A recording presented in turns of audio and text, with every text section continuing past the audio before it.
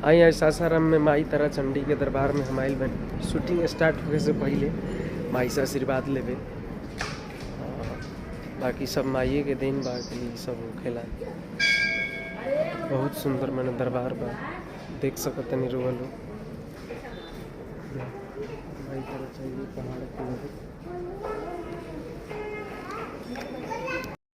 देखिए कितना सुंदर नज़ारा बाटे। देखिए रहो लोग माई तारा चंडी के स्थान पर हमारी बनी ये पहाड़ वगैरह बा, बहुत सुंदर झरना वगैरह सब इलाका बा, पूरा मने मस्ती वाला जगह बा।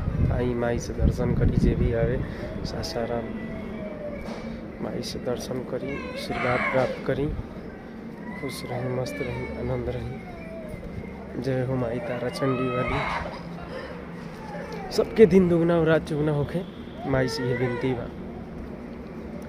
और वो लोग सब लोग पर दया दृष्टि बने रही। हर हर महादेव।